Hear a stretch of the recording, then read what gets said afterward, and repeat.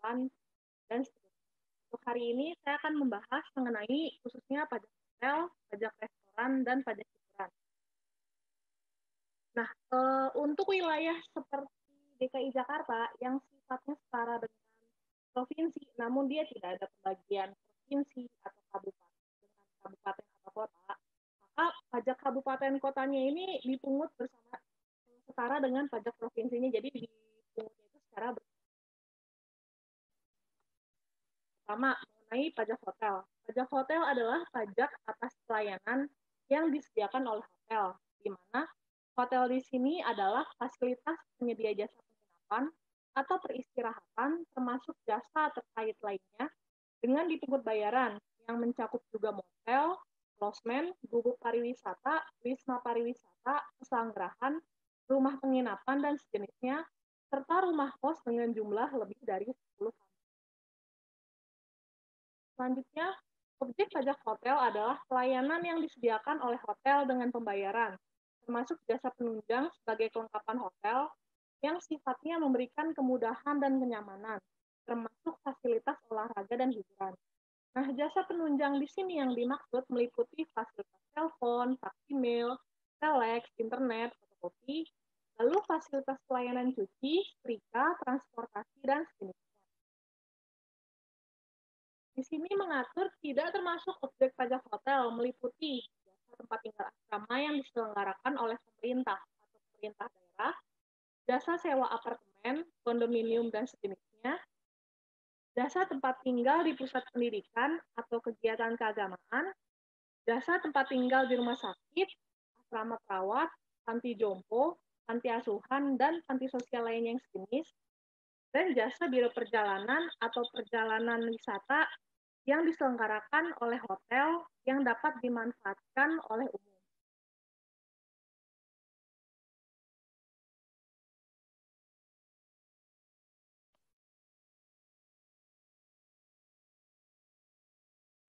Nah, lalu selanjutnya, subjek pajak hotel adalah pihak yang melakukan pembayaran kepada pihak yang mengusahakan hotel, baik itu dia orang pribadi ataupun badan.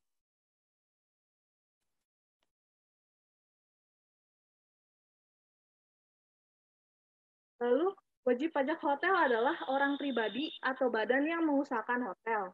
Nah, pajak hotel sendiri dipungut di wilayah daerah tempat hotel berlokasi, dan pajak hotel terutang pada saat pembayaran kepada pengusaha hotel atas pelayanan yang disediakan.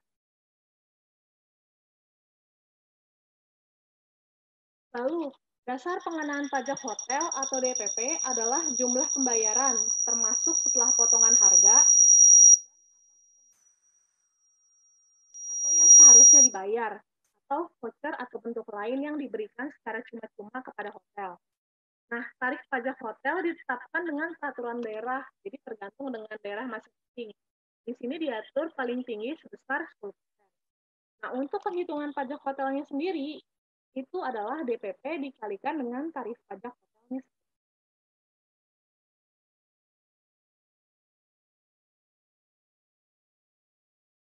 Nah, di sini adalah contoh perhitungan pajak hotel, di mana saya akan mengambil contoh untuk peraturan daerah DKI Jakarta, di mana tarif pajak hotelnya ditentukan sebesar 10%. Di sini harga umum yang berlaku untuk harga tiket hotelnya anggaplah 1 juta. Dengan diskonnya itu sebesar 20%, yaitu 200.000. Maka harga jualnya atau harga yang harus dibayarkannya itu adalah sebesar 800.000. Ditambah dengan service charge sebesar 10%, yaitu 80.000, maka pembayaran sebelum pajaknya adalah 880.000. Lalu pajak hotelnya sendiri sebesar 10%, itu dari DPP-nya adalah pembayaran sebelum pajak. Jadi pajak hotelnya sendiri adalah 88.000. Dan pembayaran setelah pajaknya adalah pembayaran sebelum pajak ditambah dengan pajak hotelnya. Jadi 968.000.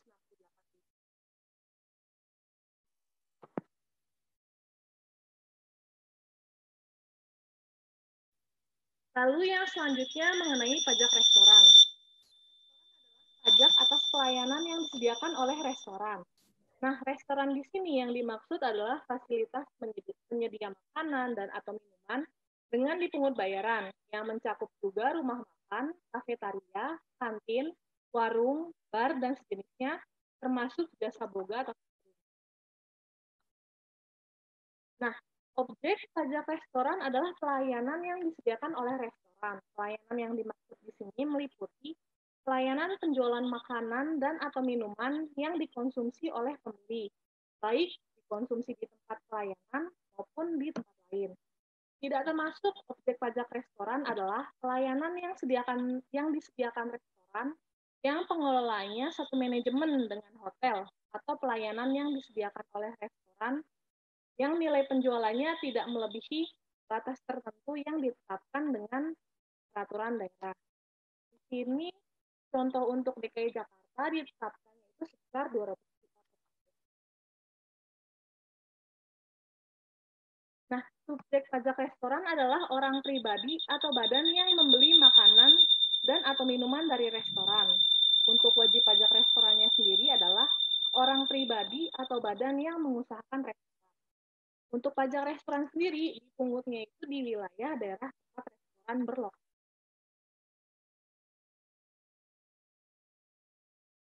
Untuk dasar pengenaan pajak restoran adalah jumlah pembayaran yang diterima atau yang seharusnya diterima oleh restoran. Di sini tarif pajak restoran ditetapkan dengan peraturan daerah, di mana paling tinggi itu ditetapkan sekitar 10%. Untuk pajak restoran sendiri, cara menghitungnya adalah DPP dikalikan dengan tarif pajak restoran. Pajak restoran terutang pada saat pembayaran kepada pengusaha atas pelayanan di hotel. Kalaupun misalnya pembayaran. Mbak Tere, sorry, Mbak Tere pakai headset nggak ya? Kayaknya Enggak, suaranya, headset. kayaknya nggak ada headset ya?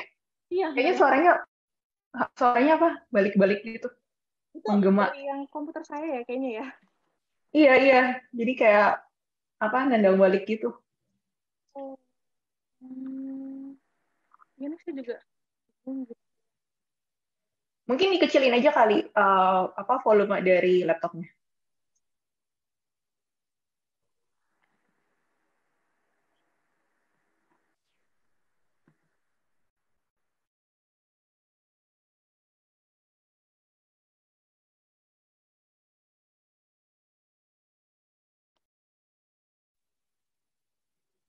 Bapak Ibu mohon maaf atas kendala teknisnya. Kita sedang mencoba supaya suaranya bisa lebih jernih. Oke. Baik, akan saya lanjutkan. Tadi pajak restoran sendiri itu terutang pada saat pembayaran kepada pengelola restoran atas pelayanan di.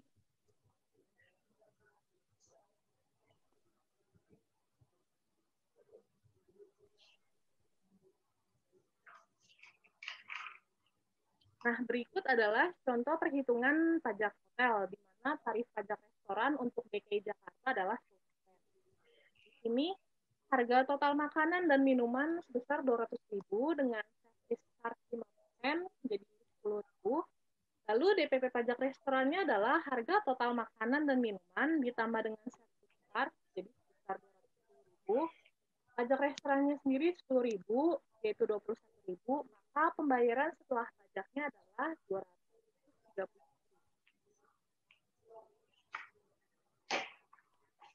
Lalu yang ketiga adalah mengenai pajak hiburan. Pajak hiburan adalah pajak atas penyelenggaraan hiburan. Di sini hiburan adalah semua jenis tontonan, pertunjukan, permainan, dan atau keramaian yang dinikmati dengan dipungut bayaran, meliputi tontonan film, pagelaran kesenian, musik, tari, dan atau busana, kontes kecantikan, binaraga, dan sejenisnya, pameran, diskotik, karaoke, klub malam, dan sejenisnya, sirkus, akrobat, dan sulap, permainan biliar dan bowling, pacuan kuda, kendaraan bermotor, dan permainan ketangkasan, panti pijat, refleksi, mandi uap atau spa, dan pusat kebugaran atau fitness center, dan pertandingan olahraga.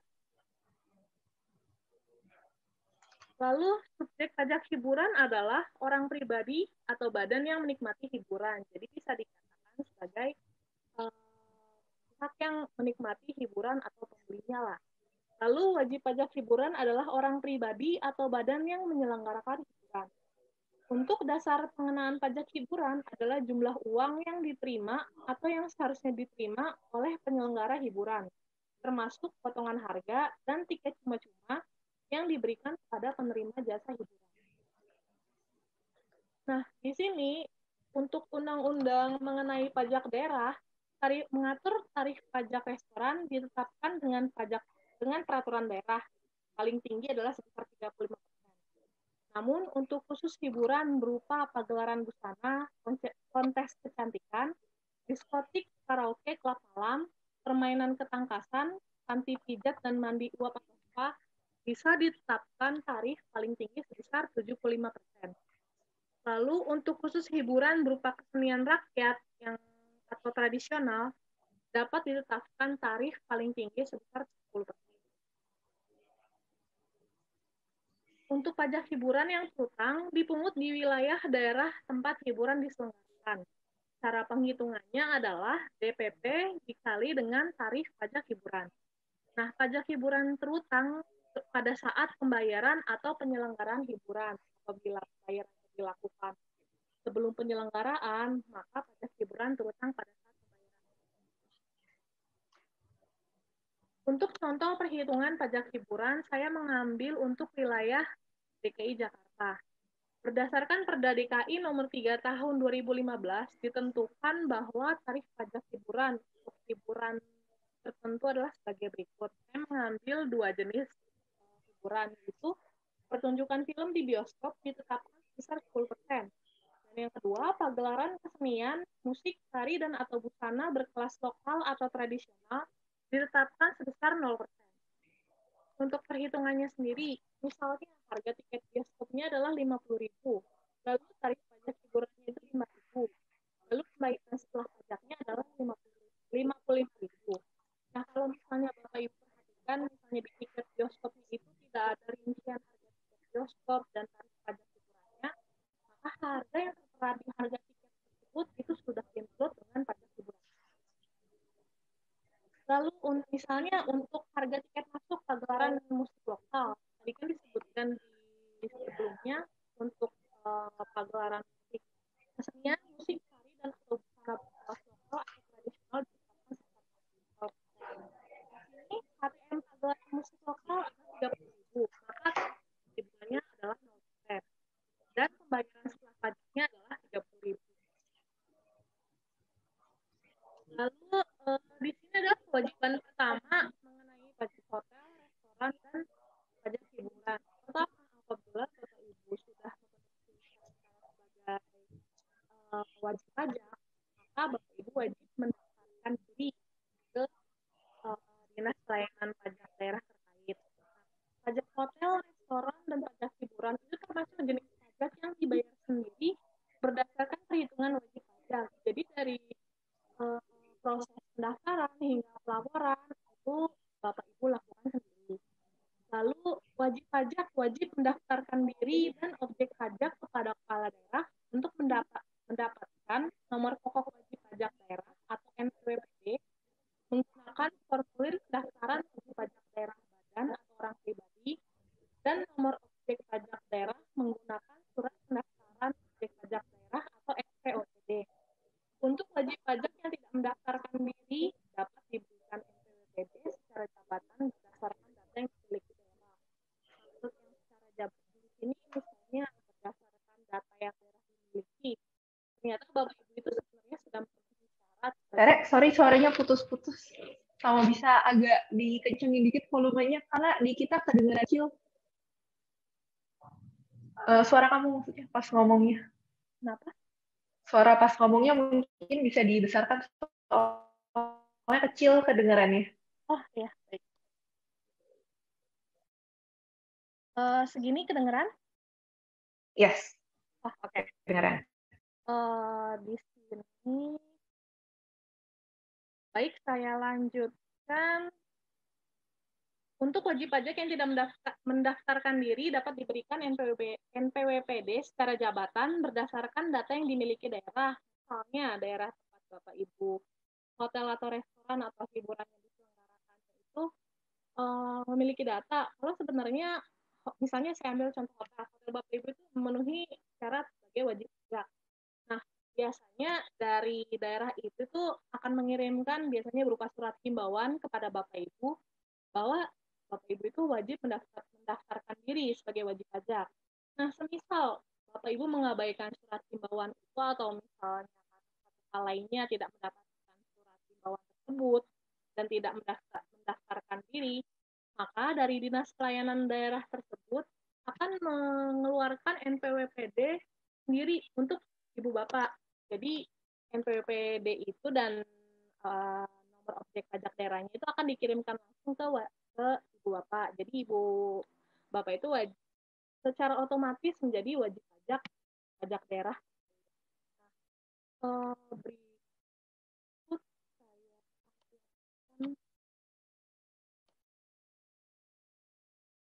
saya tampilkan contoh formulir dan SPOP.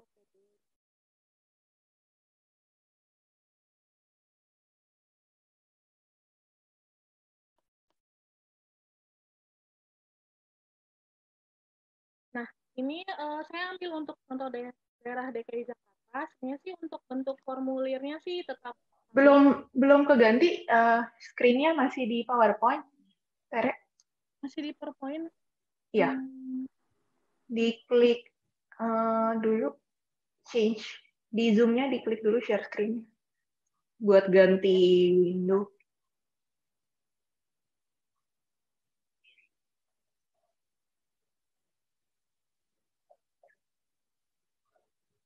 Atau di stop share dulu, stop share baru share ulang.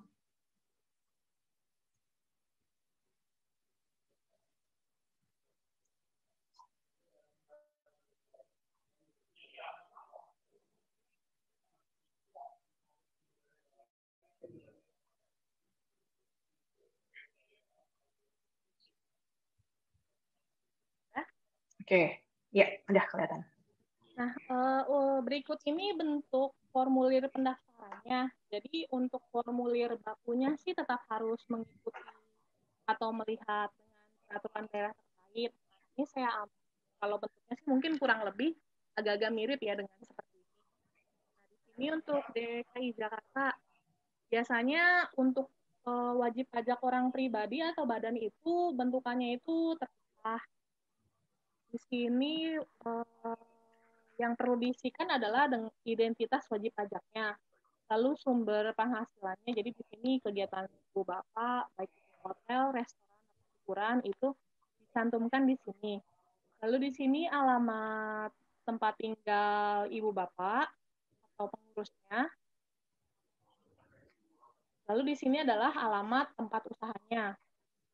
Nah, yang berikutnya ini adalah bentukan untuk formulir pendaftaran wajib pajak daerah berupa perusahaan. Di sini juga sama kurang lebih identitas dari perusahaannya, lalu jenis usaha atau kegiatannya, lalu di sini adalah identitas dari pengurus atau penanggung jawabnya. Nah, ini adalah formulir yang diperlukan untuk mendapatkan NPWPD tadi.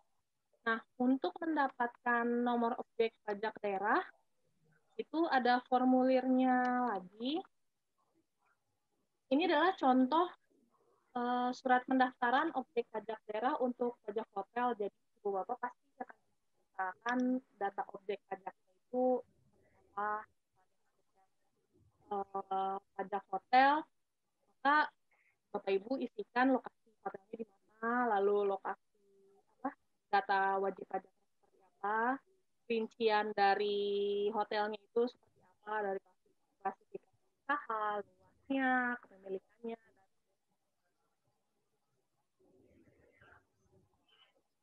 Lalu di sini adalah bentuk dari surat pendaftaran objek pajak daerah untuk pajak restorannya, kurang lebih sama, data objek pajaknya, data wajib pajaknya, data usahanya.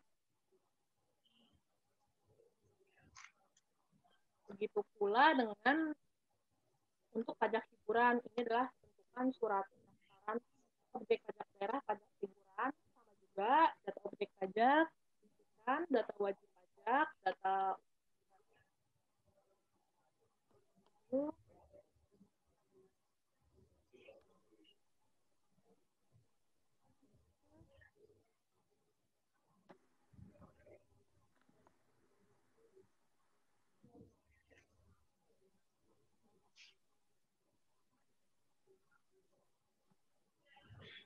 Nah, di sini untuk contoh wilayah DKI Jakarta, wajib pajak wajib mendaftarkan diri dan objek pajak sesuai usahanya menggunakan formulir tadi dan surat pendaftaran SPOPD-nya tadi.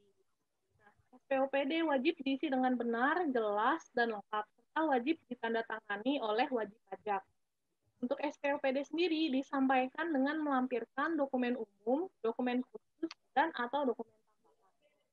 Nah, untuk dokumen umum untuk wajib pajak yang orang pribadi, itu bisa melampirkan fotokopi KTP, KIPAS atau KUPAS, fotokopi KK, surat kuasa bermaterai dan fotokopi KTP penerima kuasa jika dikuasakan, atau fotokopi paspor bagi warga negara asing.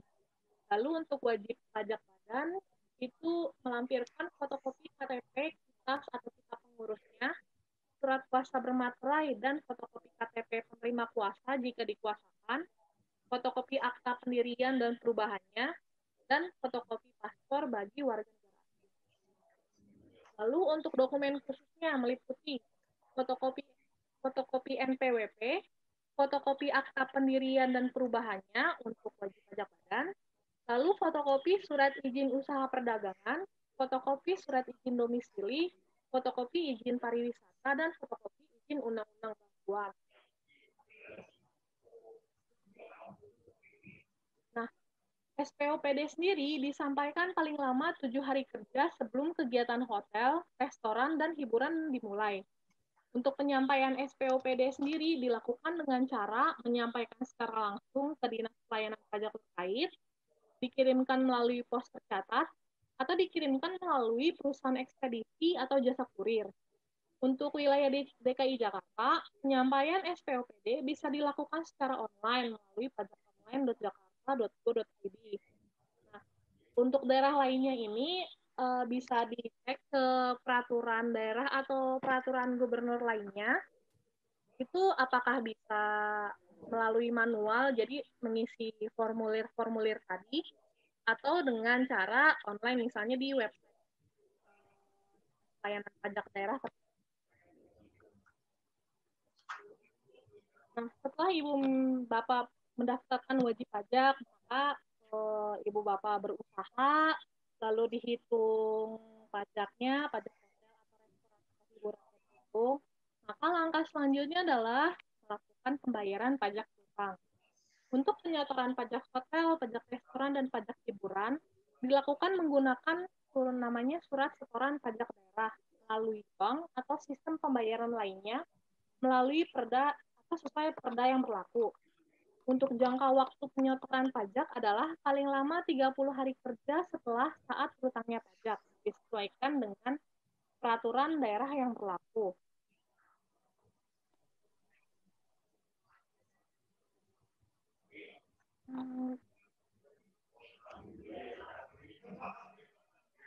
Nah, di sini saya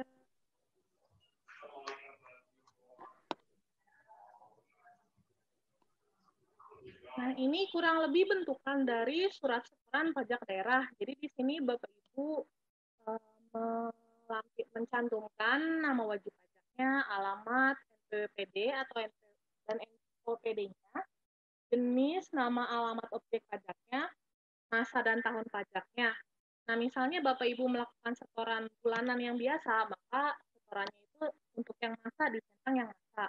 Lalu Bapak Ibu bisa menentukan bulannya untuk bulan apa, tahunnya untuk tahun apa. Nah, setorannya di sini uraian misalnya Bapak Ibu berusaha di pajak industri perhotelan, maka di sini bisa dituliskan setoran pajak hotel dan besaran setorannya.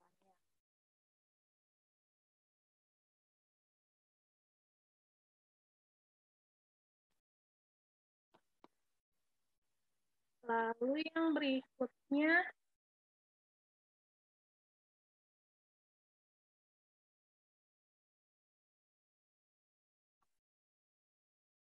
nah untuk peraturan dari daerah DKI Jakarta, untuk pembayaran pajak dilakukan paling lambat tanggal 15 bulan berikutnya. Dan jika batas penyampaian SSPD-nya ini jatuh pada hari libur, maka batas penyampaiannya itu jatuh pada 1 hari kerja berikutnya.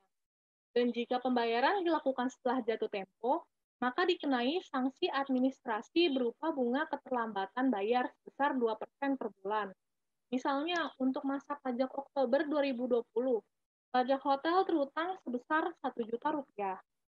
Maka, untuk masa pajak Oktober 2020, batas bayarnya itu jatuh di 15 November 2020. Nah, cuman 15 November 2020 ini kebetulan bertepatan dengan hari libur, yaitu hari Minggu. Maka batas pembayarannya itu jatuh di tanggal 16 November 2020. Misal, ternyata Bapak Ibu melakukan pembayarannya itu di 19 November, setelah 3 hari nih, dari 16 November, maka dikenakan sanksi bunga sekitar 2%. Jadi misalnya pajak hotelnya tadi 1 juta rupiah, maka sanksi bunganya itu 1 juta dikali 2% dikali 1 bulan. Kenapa 1 bulan? Karena bagian dari 3 hari itu terhitung sebagai 1 bulan. Hanya di sini pengalinya adalah 1 bulan. Jadi sanksi bunganya itu sebesar 20.000. Nah, sanksi administrasinya ini nantinya ditagih oleh Dinas Pelayanan Pajak terkait dengan diterbitkannya surat tagihan pajak daerah. Nah, Bapak Ibu wajib melunasi surat tagihan pajak daerahnya. Nah, setelah pembayaran yang Ibu Bapak wajib lakukan adalah melaporkan. Nah, di sini pelaporan pajak hotel, pajak restoran, dan pajak hiburan dilakukan menggunakan namanya surat pemberitahuan pajak daerah atau SPTPD yang minimal memuat omset dan jumlah pajak berutang dalam satu masa pajak. Wajib pajak melaporkan SPTPD yang dilampiri SSPD kepada kepala daerah atau pejabat yang ditunjuk setelah berakhirnya masa pajak. Untuk batas pelaporan SPTPD disesuaikan dengan peraturan daerah yang berlaku. Nah, contoh untuk wilayah DKI Jakarta, peraturannya mengatur penyampaian SPTPD wajib melampirkan SSPD atau bukti bayar yang tadi dan dokumen pendukung seperti rekapitulasi penerimaan penjualan atau rekapitulasi penggunaan bon penjualan atau invoice pembayaran atas masa pajak tersebut. Penyampaian SPTPD dilakukan paling lambat 20 hari setelah berakhirnya masa pajak. Dan jika batas penyampaian SPTPD jatuh pada hari libur, maka batas penyampaiannya itu jatuh di 1 hari kerja berikutnya. Misalnya, untuk masa pajak Agustus 2020, maka dilaporkan paling lama adalah tanggal 20 September 2020. Nah, kebetulan 20 September ini bertepatan dengan hari libur, yaitu hari Minggu.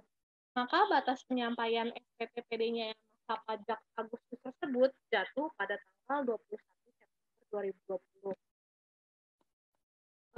Berikut saya tampilkan untuk bentukan SPTPD-nya sendiri yang harus dilaporkan itu seperti apa.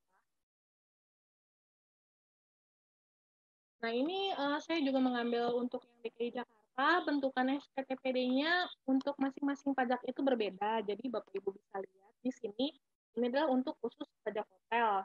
Tadi misalnya masa pajak Agustus tahun pajak 2020. Nah, kalau misalnya Bapak Ibu pertama kali melaporkan untuk masa pajak Agustus 2020 itu dilaporkannya baru pertama kali, maka pembetulan di sini ditulis itu adalah 0. Kalau misalnya ternyata bulan-bulan berikutnya Bapak Ibu melakukan pembetulan ternyata misalnya omsetnya itu beda dengan yang dilaporkan sebelumnya, maka Bapak Ibu wajib melaporkannya kembali. Di sini pembetulannya diisikan pembetulan 1 dan seterusnya. Nah, di sini Bapak Ibu wajib melampirkan identitas wajib pajaknya, lalu di sini untuk klasifikasi hotelnya, dan pembayarannya dari persewaan kamar atau penjualan makanan dan minuman, fasilitas hotel, dan pelayanan penunjang. Nah, di sini dasar pengenaan pajak itu diambil dari jumlah 1, poin A, B, C, dan D di sini. Dari yang tabel data pembayaran, poin A, B, C, persewaan kamar, penjualan makanan dan minuman, fasilitas hotel, dan pelayanan penunjang. Nah, di sini Bapak Ibu juga wajib mengisi data pendukungnya, misalnya surat, pasti adalah surat setoran pajak daerahnya, lalu juga melampirkan rekapitulasi penjualan atau rekapitulasi penggunaan bodnya. Begitu pula dengan SPTPD untuk pajak restoran, bentukannya sih kurang lebih mirip seperti ini, mengisikan identitas wajib pajak, lalu klasifikasi usahanya, pendapatannya dari mana aja, lalu DPP-nya kan, pajak berutangnya, lalu data pendukungnya. Begitu pula dengan SPTPD pajak hiburan, di mana Bapak Ibu mengisi juga identitasnya, lalu kualifikasi hiburannya apa aja, lalu pembayarannya itu dari mana aja.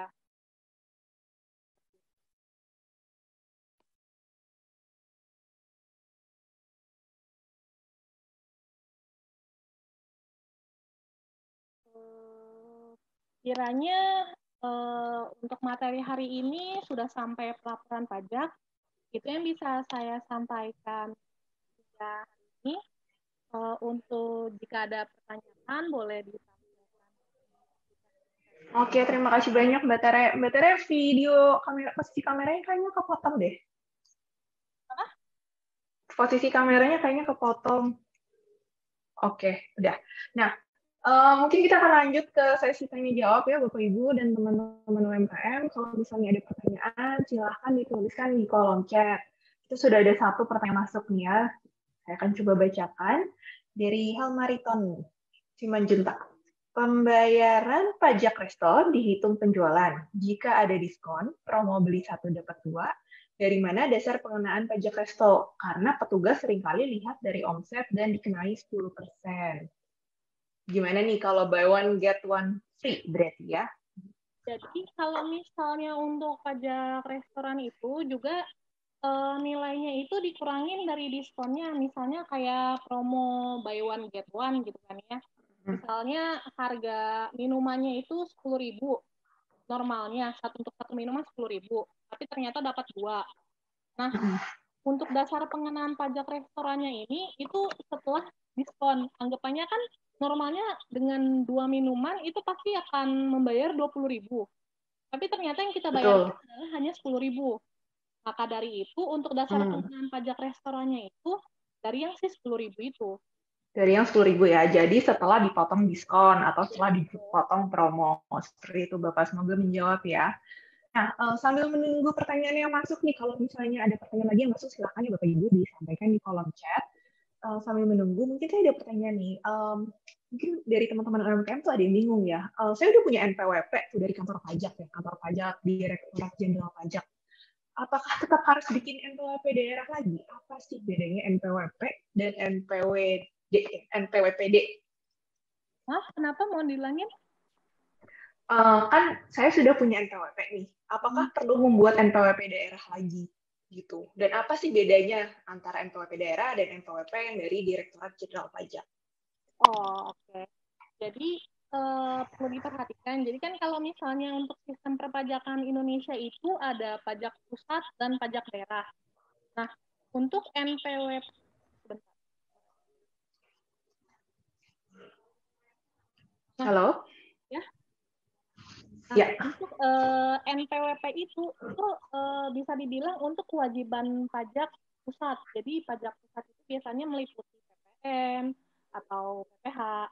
Nah, untuk pajak daerah sendiri, karena dia itu sistem pemungutannya itu dilakukan oleh daerah, maka harus ada pemisahan sendiri. Karena anggapannya kalau misalnya NPWP itu dipungut oleh pusat, tapi kalau misalnya atas pajak daerah menggunakan NPWP juga, sedangkan pajak daerah itu dipungutnya oleh daerah, pasti kan ntar ada miss, apakah ini harus ke pusat kah atau ke daerah. Maka dari itu, jadi kalau misalnya Bapak Ibu sudah punya NPWP, itu untuk kewajiban pajak pusat seperti PPH, PPN. Tapi untuk kewajiban pajak daerah, kayak pajak hotel, restoran, atau hiburan, itu nanti menggunakan identitasnya itu sih NPWP itu. Oke, nah berarti kalau untuk Bapak Ibu yang punya usaha hotel, restoran, dan hiburan itu mungkin akan akan perlu NPWP pusat dan NPWP daerah juga ya untuk memenuhi kewajiban pajak daerah dan pajak pusatnya. Nah, tadi kan Mbak Teresia sempat menyinggung juga nih masalah PPN. Nah, ini bedanya apa sih nih pajak daerah dan PPN gitu kan? Soalnya masih suka ketukar-tukar nih kan tarifnya tuh kalau yang di restoran itu kan sama tuh ya 10% ya Oh, mungkin di Jakarta nih.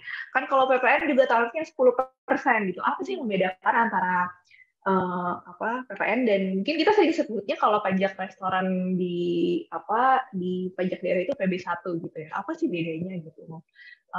Karena kadang tuh suka ini makan di restoran ada PPN-nya gitu. Padahal kan sebenarnya bukan PPN gitu ya. jadi sebenarnya sih kalau misalnya mau simpelnya sih Bapak Ibu bisa cek ke struknya ya. Jadi kalau misalnya memang tercantumnya adalah PPN, maka pajak yang dipungutnya itu pasti nanti akan masuk ke kas pusat. Nah, lalu untuk yang pajak daerah biasanya eh, nama atau yang tercantum di struknya itu misalnya untuk pajak restoran itu biasanya PB1. Itu ini untuk yang simpelnya. Dan hasil pajak yang dipungutnya itu juga masuk ke anggapannya kayak kas yang berbeda, yang PPN udah pasti masuk ke kas negara atau kas pusat, kas apa namanya penggunaannya juga untuk keperluan pemerintah pusat. Nah, untuk yang kayak pajak restoran PB1 itu nanti dia akan masuk ke kas daerah dan manfaatnya juga pasti akan untuk kepentingan untuk kas daerah itu sendiri. Nah, kalau misalnya kita bingung nih, ini tarifnya emang sih kebetulan untuk yang tarif pajak restoran itu kebetulan ditetapkan itu sama 10%. Kebanyakan daerah di itu memang sama 10%. Cuman kalau misalnya memang mau simpelnya sih paling dilihatnya sih dari struknya sendiri sih apa itu PPN kah atau pajak restoran atau PB1. Oke, jadi sebenarnya itu beda ya pajaknya ya kalau pajak PB1 atau pajak daerah itu biasanya memang hanya untuk restoran, sementara kalau di PPN itu kan jasa hotel restoran itu dikecualikan dari PPN, jadi pengenaannya tidak double seperti itu ya. Nah, tadi dari Pak Halmariton nih ada pertanyaan lanjutan nih. Kalau petugas pajak itu ngotot mengenakan atas yang buy one get one tadi, ngotot mengenakan atas omset full atau sebelum dipotong promo, karena promo merupakan tanggung jawab resto. Apakah ada rujukan aturannya? Tadi kan Mbak Tere sempat memberikan contoh perhitungan kalau ada omset kalau dipotong diskon. Apakah itu tertuang dari peraturan juga di Perda Jakarta misalnya atau Perda daerah? Sebenarnya ini pasti kan balik lagi ke peraturan masing-masing. Nah, Ya. kalau misalnya untuk yang pengaturan diskon atau promo ini, kemarin sih saya cek sih ada peraturannya. Jadi, kalau sistem untuk diskon atau promo yang akan dilakukan, misalnya ada event apa yang menggunakan promo, itu biasanya harus kayak seperti mengajukan. Kayak ibu bapak mengajukan saya untuk tanggal segini akan mengadakan namanya eh, Promo. promo gitu kan ya untuk barangnya sekian sekian sekian gitu. Nah, cuman sih untuk peraturannya sih saya ini harus cek lagi deh Mungkin peraturan. harus dicek ke perda masing-masing daerah ya, karena kan kalau untuk pajak daerah ini tuh pengaturannya ada di masing-masing kepala daerah seperti itu. Betul, Tapi betul. sebetulnya seharusnya bisa gitu ya, karena Iya, seharusnya. kita kan yang dihitung dari omset itu omset bersih gitu. Jadi apa namanya kalau misalnya memang mau diakui sebagai maksudnya kan kalau misalnya kita hanya melakukan promo terus seperti yang Bapak bilang merupakan tanggung jawab resto itu betul. Tapi kalau Mm-mm. misalnya Bapak Ibu mengajukan permohonan ke Dinas Pelayanan Pajak terkait, saya pengen ngaju ini ada promo atas event ini segala macam. Nah, Mm-mm. itu bisa di apa namanya ada kayak kita notif lah ke mereka bisa setuju. Jadi Oke. omsetnya itu setelah Oke, jadi intinya bisa dikomunikasikan ke masing-masing kantor pajak daerahnya supaya di sana bisa mendapat kepastian juga ya untuk bisa membebaskan pajak daerah atas promonya tersebut. Nah, pertanyaan lanjutnya nih, apakah NPWP setiap resto yang berbeda daerah harus punya NPWP sendiri-sendiri? Harus punya ya, karena kan daerahnya beda-beda. NPWP daerahnya tetap harus punya masing-masing. NPWP pusat juga punya di pusat, dan NPWP cabang juga punya di cabang gitu ya. Ini baik NPWP daerah dan maksudnya pajak daerah, dan NPWP pusat yaitu pajak pusat yang tadi seperti bilang PPH, PPN, dan lain-lain gitu. Oke, Bapak Ibu, pertanyaan yang masuk sementara sudah segini, sudah saya bacakan semua. Bapak Ibu mungkin kalau ada pertanyaan lagi bisa menyampaikan.